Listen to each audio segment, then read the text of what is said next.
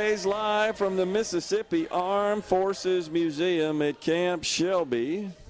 Appreciate the great tunes there, Rhino. I think everybody's loving that today. The patriotic sounds so appropriate as we approach Memorial Day 2023. And, of course, inside this fantastic facility at Camp Shelby, honoring Mississippians who served in our armed forces. And now look who's here, Luke Johnson, host of SuperTalk Golden Eagle Hour, SuperTalk Mississippi. And we appreciate you being here, all decked out in your USM gold because they're headed to the semifinals, right? That's right. Won last night. Walked it off last night. Danny Lynch got a bottom of the ninth single, and it was important for several reasons. You get today off. Golden Eagles don't have to play today, but they woke up yesterday morning with an RPI about 28. They played Troy, which was about 34 or 33, and the Golden Eagles, as of right now, are in the 21 RPI slot. How about that? The guys in the afternoon have been talking about it. We've been talking about it. Guys from D1. Southern Miss really needs to be somewhere around 20, maybe 19 to get to be able to host. So they'll play. The thing about Gerard, though, with not playing today, they got to wake up early and they got to go at 9 a.m. in the morning in the winner's bracket. Because they play 4 games tomorrow, two teams have to get eliminated. Okay. So if you win one tomorrow, you're straight through to the winner-take-all championship on Sunday at 1 o'clock. If you lose tomorrow, you got to turn around and play tomorrow afternoon in an elimination game. Troy, pretty good team, too. Yes.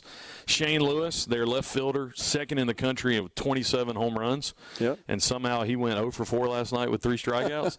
Troy had some good arms. A guy that the Golden Eagles got to early was a lefty that had shut him out previously. And every single time that Southern Miss has played Troy this year, except one time, it's been like a one-score game. And that's what it was last night. Eagles won 7-6. Yeah. Well, do you think if the Golden Eagles can prevail and take home the Southern Sun Belt Conference Championship trophy there, will their RPI move up? Yeah, so Appalachian State plays Troy today in an elimination game. Southern Miss will get the winner of that tomorrow. Both of those teams are in the top 100, but if they were to play Troy again and they were to beat Troy, that RPI is going to go up again. Sure. And if Coastal's in the winner's bracket on the other side, and Coastal, 7th in the country right now, but RPI-wise, they're 12th. So if Southern Miss were able to play in the championship game against Coastal, that's why a lot of people think they may only have to get to the championship game because there have been some teams like Oklahoma State and West Virginia and Connecticut, and we're all pulling for the Clemson Tigers today to take out Boston College. And it's crazy what type of fans you become late in the season to root for your team. What would a pitching matchup look like, you think, if they get through? Well, what's up in the semifinal first? So they would take on either Troy or Appalachian State. Southern Miss would start Game 3 starter Matt Adams. Okay. They did use Nico Mazza yesterday.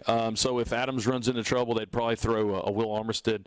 A top reliever like Cross Sibley has not made an appearance. Golden Eagles have only used 4 pitchers in 2 games. Good shape there. Huge in tournament ball.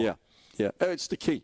I mean, it's a pitching endurance contest as much as it is anything. And when you still have got folks that are kind of higher up on the ladder in the rotation available, and your competitors are having to go a little deeper, it makes for interesting games. If Appalachian wins today, it'll be their 4th game tomorrow. It would be Troy. It would be their 5th game. It would be Troy's 4th, and Southern Miss is only 3rd. There is a situation. I don't think it would happen too much, but Hall only threw 100 pitches on Wednesday, and so Sunday would be like a bullpen day for him. I don't think they would throw 40 or 50 pitches, but if you needed an inning or two to start the game right out of Tanner Hall, he might be available. Or maybe even a key critical situation on an AB might match up well. Yep. Coach may think that and pull him in, right? Throw a batter or something like that. But in fact, that's what I was going to ask you next. If you think he might be available, yeah. I mean, he's got dominant. He's got to throw at the same time. You're going to play in a regional, so you don't risk it. If it were in a regional, it would be completely different. But this is one where you're going to play next weekend. Yeah, but it looks good though. The team's playing together well. They seem to have a good frame of mind.